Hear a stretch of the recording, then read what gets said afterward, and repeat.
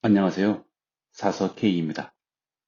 오늘 소개해드릴 책은 디파 밴드 제페니스 브렉퍼스트의 보컬이자 한국계 미국인인 미셸 자우너의 뭉클한 성장기를 담은 에세이로 출간 즉시 미국 서점가 베스트셀러에 오른 2021년 뉴욕타임즈, NPP 같은 유수의 언론 매체와 아마존 등에서 올해의 책으로 선정되었고 버락 오바마 추천도서에 꼽히기도 했던 H마트에서 울다라는 책입니다. 엄마라는 단어는 읽기만 해도, 듣기만 해도 왠지 모르게 울컥하게 만드는 힘을 지니고 있습니다. 그리고 미셸 자우너의 이 이야기는 엄마에 관한 그녀의 에세이입니다.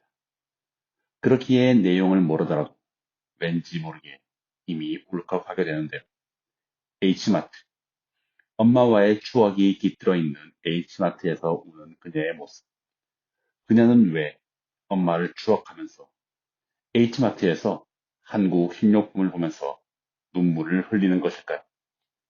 미국인 아빠와 한국인 엄마를 둔 그녀의 이야기로, 그리고 그녀의 엄마의 이야기로 함께 들어가 보도록 하겠습니다. H마트는 미국에서 유명한 아시아 식재료를 파는 대형 식료품 할인점입니다. 한아름의 알파벳 첫 단어인 H를 따서 만들어진 H마트는 하나는 마트라고도 할 수 있겠는데요. 미국 14개 주 70여 곳에 있는 H마트는 각종 식재료, 식자재, 간식거리 등 소위 없는 게 없다고 할 수 있을 정도로 한국 먹거리를 구할 수 있습니다.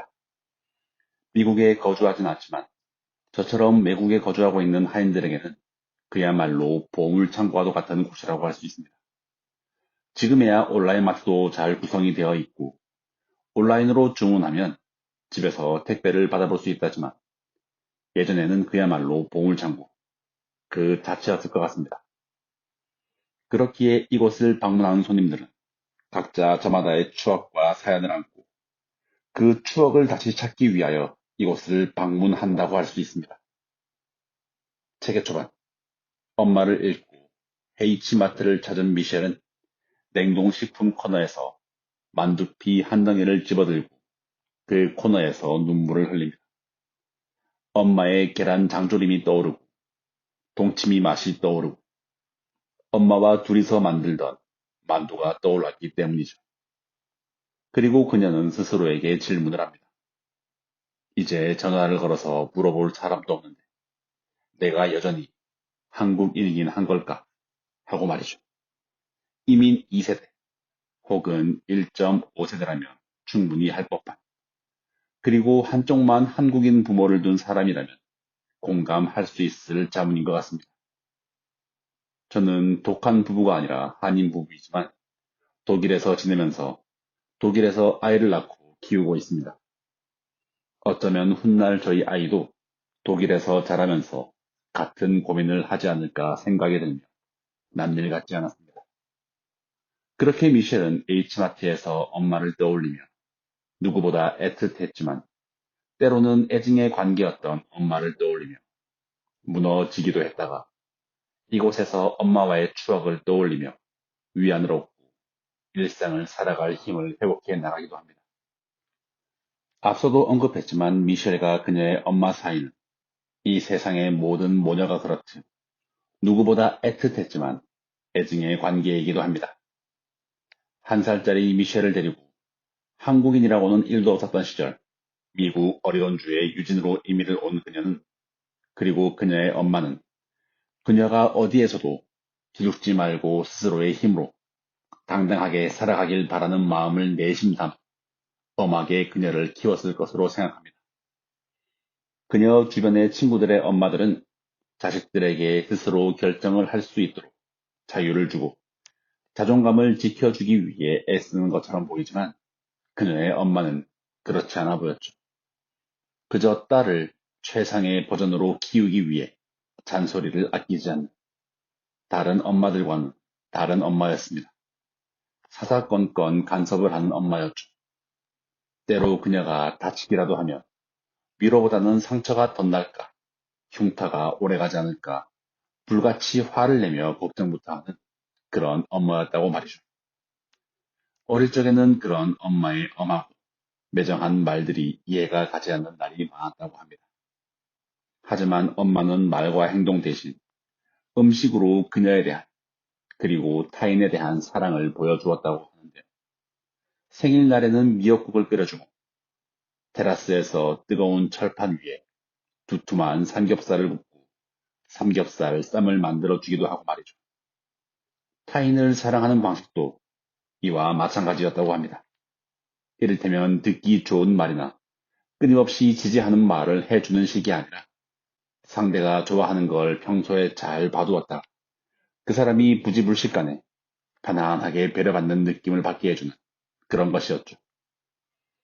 성인이 되고 조금씩 엄마를 이해할 수 있을 것 같던 25세 미셸.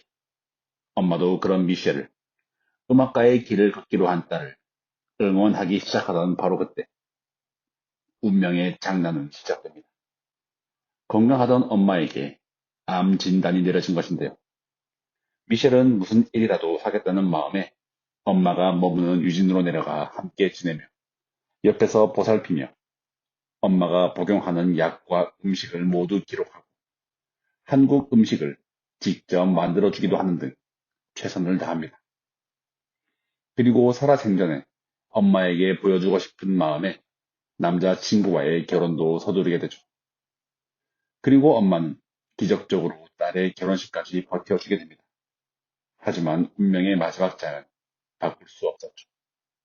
기적은 거기까지였고 운명을 피할 수는 없었습니다. 엄마는 그렇게 미셸을 떠났지만 엄마가 만들어주던 음식의 맛은 머릿속에 여전히 남아있는 미셸. 엄마는 없지만 이제 미셸은 인터넷과 유튜브를 찾아보며 엄마가 해주던 그 음식들을 된장찌개를, 김치찌개를, 잣죽을 직접 만들어 먹습니다. 그리고 그 음식을 통해 그 맛을 통해 엄마를 기억하고 엄마를 향한 그리움을 달래고 회복해 나갑니다. 그리고 그 힘이 바로 음식, 그리고 기억의 힘이라고 생각을 합니다. 그리고 그녀는 재패니즈 브렉퍼스트란 이름으로 발표한 미니 음반이 주목을 받으며 이제 음악가로서 활동의 영역을 넓혀 나아가게 되고 미 전역 투어의 오프닝 공연을 넘어 자신들의 이름을 걸고 미국 전역을 누비며 장기 공연을 하게 됩니다. 그리고 아시아 투어로까지 그들의 활동은 이어지게 되는데요. 그리고 당연하게도 그 공연의 마지막은 서울로 결정이 되었었습니다. 홍콩에서 시작해 대만, 방콕, 베이징, 상하이, 도쿄, 오사카를 넘어 서울에서 피나레를 찍는 그들의 아시아 투어. 이모와 이모부를 초대해 그들 앞에서 자신의 목소리로 노래를 부르는 미셸의 모습으로 그리고 이모와 이모부와 함께 노래방에서 커피 한 잔을 부르는 그녀의 모습으로 이 이야기는 끝이 납니다.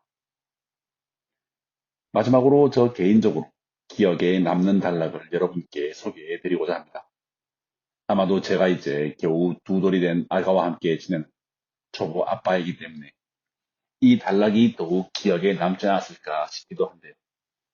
해당 단락을 마지막으로 오늘의 이야기 마무리하도록 하겠습니다. 아기 신발 두 켤레를 발견했을 때 아무것도 버리지 못해 내게 그런 것까지 처리하게 만든 엄마가 원망스러워지기 시작했다. 두 켤레 다 너무 작아서 내 손바닥 안에 쏙 들어왔다. 나는 샌들 한 짝을 들고 눈물을 터뜨렸다. 이런 물건을 보관해뒀을 엄마 마음을 상상하면서 엄마는 언젠가 자기 아기의 아기가 자신은 절대 만나보지 못할 그 아기가 그 신을 신게 될 날을 생각하면서 고이고이 쌓아두었을 것이다. 엄마는 나의 대리인이자 기록 보관소였다.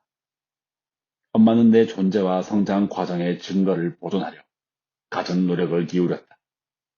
내 모습을 순간순간 포착하고 내 기록과 소유물을 하나하나 다 보관해두면서 엄마는 나의 모든 걸 기억하고 있었다. 내가 태어난 때, 결실을 맺지 못한 열망, 처음으로 읽은 책, 나의 모든 개성이 생겨난 과정, 온갖 불안과 작은 승리를. 하지만 엄마가 사라지고 나니 이런 것들을 물어볼 사람이 아무도 없었다. 네, 이 이야기는 다양한 이야기를 담고 있습니다. 엄마와 딸 사이에 유대에 대해서 이야기를 하고 있습니다. 그리고 나아가 음악인으로 살아가는 젊은 예술가가 겪는 시련에 대해서도 전하고 있고, 미국이란 나라에서 아시아계 혼혈인으로 살아가는 것에 대해서, 그리고 나아가 미국이라는 나라에서 아시아계 혼혈인 여성 예술가란 소수라는 프레임이 겹겹이 둘러싸고 있는 그녀의 모습을 통해서 좌절과 혼란을 겪지만 결국 이 모든 것을 받아들이고 점차 자신의 정체성을 확립해 나가는 이야기를 담고 있습니다. 그런 그녀의 이야기를 통해서 상실과 회복을 넘어 사랑의 노래를 부르는 미셸을 통해서 굳이 혼혈의 이민자 세대가 아니더라도, 음악가나 예술가가 아니더라도 우리 모두의 공감을 이끌어낼 수 있을 것이라 생각을 합니다. 네, 오늘도 이렇게 들어주셔서 감사드립니다. 더불어 사서 K의 책 소개가 재미있으셨다면 좋아요, 구독, 알림 설정으로 사서 K가 매주 들려드리는 다양한 책들과 만나실 수 있습니다.